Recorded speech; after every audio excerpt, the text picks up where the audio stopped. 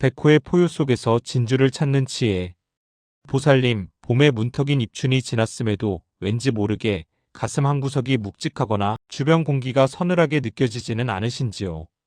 2026년 2월 6일은 60갑자로 임술일입니다. 특히 올해 입춘이 지나고 처음으로 맞이하는 백호의 기운이 서린 날이라 그 에너지가 여느 때보다 강렬하게 다가올 수 있습니다. 백호라 하면 흔히 무섭고 사나운 기운이라 생각하기 쉽지만 명리학의 눈으로 보면 이는 곧 거부할 수 없는 큰 기회가 문 앞에 와 있다는 신호이기도 합니다. 오늘 이 강한 기운을 어떻게 다스려야 보살님의 곳간을 채우는 재물운으로 바꿀 수 있을지 그 신비로운 이치를 차분히 풀어드릴게요. 이 귀한 인연이 대운의 시작이 될 수 있도록 구독과 좋아요로 마음을 모아주시면 보살님의 앞길에 길한 서광이 비치도록 정성을 다하겠습니다. 임술의 거대한 파도와 황금 들판, 강한 살을 재물로 바꾸는 이치. 보살님, 오늘 우리가 마주한 임술이라는 글자를 가만히 들여다볼까요? 천간의 임수는 끝을 알 수 없는 깊은 호수나 도도하게 흐르는 강물을 의미합니다. 그리고 그 아래 지지의 술토는 만물을 거두어들이는 건조하고 뜨거운 흙의 기운이지요. 이 두 기운이 만나면 마치 거대한 댐이 넘실거리는 강물을 가두어 에너지를 만드는 형국이 됩니다. 그런데 명리학에서는 임수를 두고 백호대살이라 부르기도 합니다. 백호라는 이름 때문에 질에 겁을 먹는 분들이 많으시지요. 하지만 보살님, 백호는 무조건 나쁜 살이 아닙니다. 백호는 호랑이의 기운처럼 아주 빠르고 강하게 예기치 못한 순간의 상황을 반전시키는 힘을 뜻합니다. 즉, 평범한 일상이 아니라 비범한 결과를 만들어낼 수 있는 강력한 에너지원인 셈이지요. 오늘 같은 날은 보살님의 마음속에서 일어나는 감정의 파도를 잘 살피시는 것이 무엇보다 중요해 보입니다. 임수의 깊은 물이 술토라는 제방에 갇히면 자칫 물이 탁해지거나 소용돌이 칠 수 있습니다. 왜 일이 내 마음대로 안 풀릴까 하는 조급함이나 누군가를 향한 날카로운 감정이 솟구친다면 그것은 보살님의 운이 나빠서가 아니라 백호의 강한 기운이 보살님을 흔들고 있다는 증거일 수 있습니다. 이럴 때는 그 감정에 휘말리기보다 백호가 나를 시험하고 있구나 라고 생각하며 한 호흡 고르시는 편이 훨씬 이로워 보입니다. 술토는 명리학에서 화의 고지, 즉 불의 기운을 보관하는 창고라고도 합니다. 병오년의 뜨거운 태양빛을 담아두는 거대한 금고인 셈이지요. 오늘 임수의 지혜로운 물로 이 창고의 열기를 적절히 식혀준다면 굳게 닫혀있던 재물 창고의 문이 열리는 기적 같은 흐름이 만들어질 수 있습니다. 강한 살은 잘 다스리면 나를 지켜주는 장군의 칼이 되지만 다스리지 못하면 나를 베는 칼이 됩니다. 오늘 보살님께 필요한 것은 그 칼을 휘두르는 만용이 아니라 칼집에 넣어 보관할 줄 아는 묵직한 인내심일 것으로 보입니다. 보살님, 혹시 오늘 예상치 못한 큰 제안을 받거나 갑작스러운 변화의 기로에 서게 되신다면 그것이 백호가 물어다 준 기회일 가능성이 큽니다. 다만 그 기운이 너무 강해 자칫 무리한 투자를 하거나 섣부른 결정을 내리기 쉬운 날이기도 합니다. 오늘만큼은 돌다리도 두드려보고 건넌다는 마음으로 상황을 관조해보세요. 임수의 차분함으로 술토의 성급함을 다스릴 때 백호의 거친 기운은 보살님의 팔자를 고치는 든든한 재물운으로 그 모습을 바꾸게 될 것입니다. 귀인과 띠별 운세, 백호의 등에 올라타는 법. 보살님, 명리학에서 강한 기운이 들어오는 날일수록 사람을 보는 눈이 밝아야 합니다. 임술일처럼 백호의 기운이 서린 날은 주변 사람들도 평소보다 예민해지거나 강한 주장을 펼칠 가능성이 큽니다. 하지만 그 거친 폭풍 속에서도 보살님을 향해 묵묵히 등대를 비춰주는 이가 반드시 있기 마련이지요. 오늘 보살님께 다가올 귀인은 달콤한 말로 현혹하는 이가 아니라 어쩌면 조금은 딱딱하고 원칙적인 태도로 보살님의 실수를 바로잡아주는 사람의 모습일 수 있습니다. 임술의 술은 마른 흙이자 가을의 끝자락을 의미하며 만물을 보관하는 창고와 같습니다. 이 창고의 문을 여는 지혜를 가진 귀인이 누구인지 각띠의 흐름을 통해 살펴보겠습니다. 가장 먼저 마음의 여유를 가지셔야 할 분들은 호랑이띠, 말띠 보살님들입니다. 이분들은 오늘 임술의 술과 만나 인호술 화국의 기운을 형성합니다. 병오년의 뜨거운 태양 기운이 보살님들의 삶에 아주 강력하게 응집되는 형국이지요. 특히 말띠 보살님들은 오늘 추진력이 평소보다 배로 강해질 수 있는데 이때 무조건 앞서 나가기보다 나를 진심으로 걱정해주는 호랑이띠나 개띠 인연의 조언을 구하는 것이 이로워 보입니다. 지금이 기회다 싶을 때 한 번 더 멈춰 서게 해주는 그 사람이 보살님의 재산을 지켜줄 진정한 귀인일 가능성이 큽니다. 다음으로 토끼띠 보살님들을 주목해 볼까요? 토끼띠 분들은 오늘 임술과 묘술합을 이룹니다. 이는 백호의 사나운 기운이 보살님의 부드러움에 감화되어 든든한 아군으로 변하는 형상입니다. 평소 어려워하던 윗사람이나 까다로운 거래처, 직원이 갑자기 호의적인 태도를 보인다면 그것은 보살님의 운이 풀리고 있다는 기분 좋은 신호로 보입니다. 오늘만큼은 평소보다 조금 더 다정하고 따뜻한 말씨를 사용해 보세요. 보살님의 그 부드러움이 백호의 입에 황금을 물려 보살님 앞에 내려놓게 할 것입니다. 반면 용띠 보살님들은 오늘 진술충의 기운이 있어 마음이 다소 들뜨거나 주변과 부딪힘이 생길 수 있습니다. 하지만 보살님, 충은 결코 나쁜 것이 아닙니다. 창고와 창고가 부딪히면 그 안에 숨겨져 있던 보물들이 밖으로 쏟아져 나오는 법이지요. 오늘 만약 계획했던 일이 갑자기 변경되거나 누군가와 의견 대립이 생긴다면 그것은 더 큰 것을 얻기 위해 낡은 것을 깨트리는 과정이라 생각하시는 편이 더 나아 보입니다. 이때의 귀인은 의외로 보살님과 반대 의견을 내는 사람일 수 있으니 그들의 논리를 차분히 분석해보는 지혜가 필요합니다.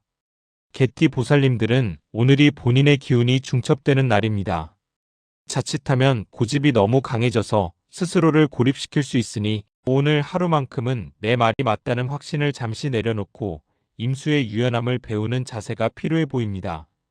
낮은 곳으로 흐르는 물처럼 마음을 비우실 때 백호의 기운은 보살님을 해치지 않고 오히려 명예를 드높여주는 든든한 수호신이 되어줄 것입니다. 보살님, 백호날의 귀인은 화려한 옷을 입고 오지 않습니다. 오히려 가장 평범한 모습으로 혹은 보살님을 아주 잠시 불편하게 만드는 모습으로 다가올지도 모릅니다.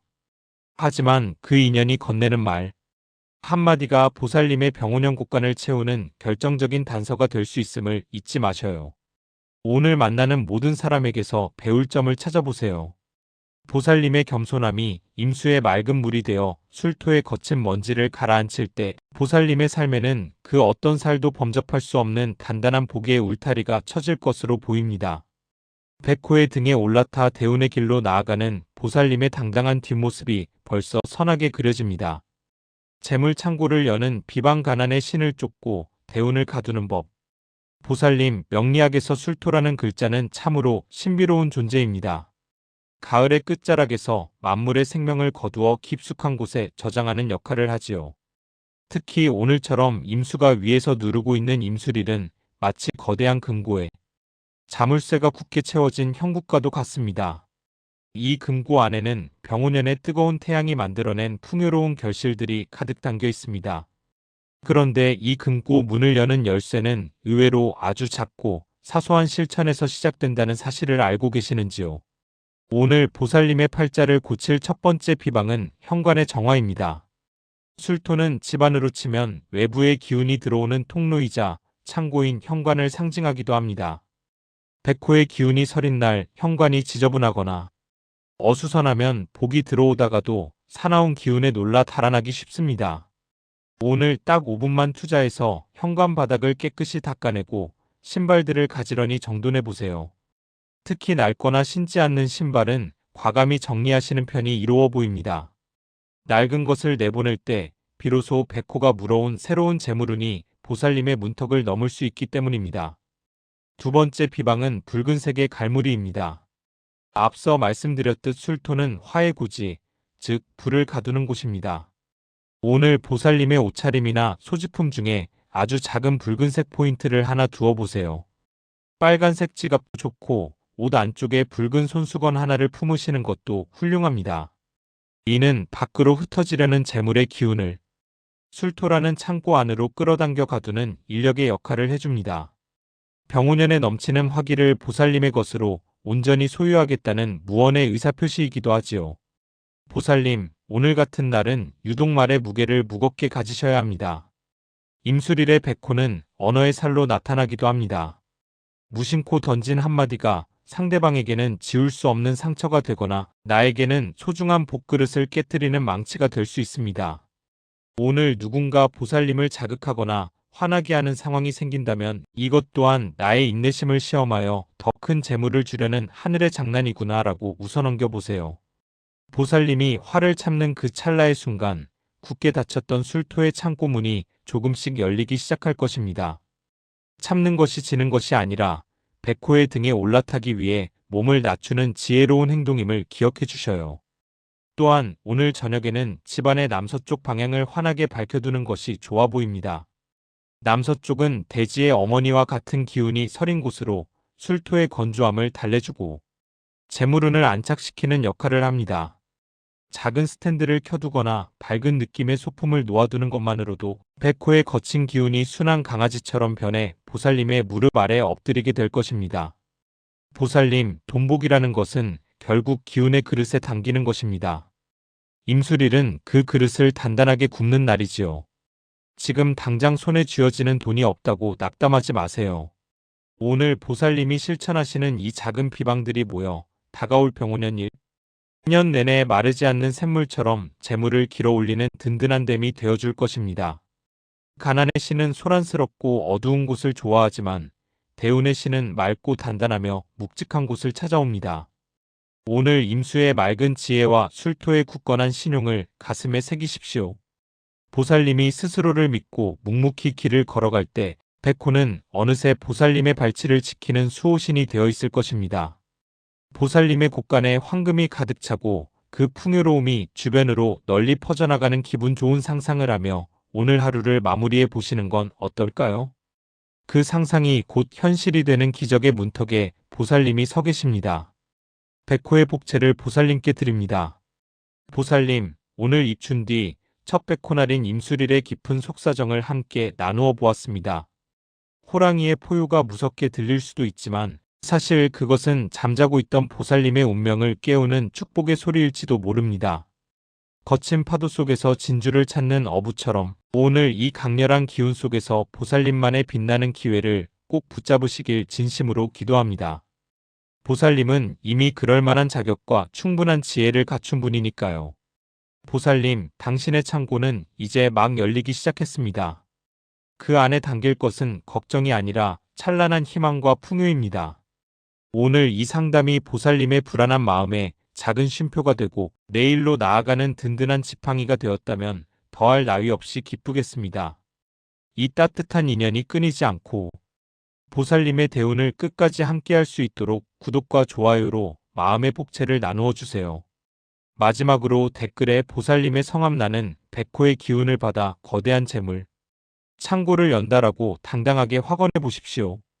보살님의 그 힘있는 문장 하나하나가 실질적인 복이 되어 돌아오도록 제가 매일 새벽 정성을 다해 축원하겠습니다. 보살님, 오늘 밤 백호가 물어다 줄 기랑 꿈꾸시길 바랍니다. 평안하십시오. 성불하십시오.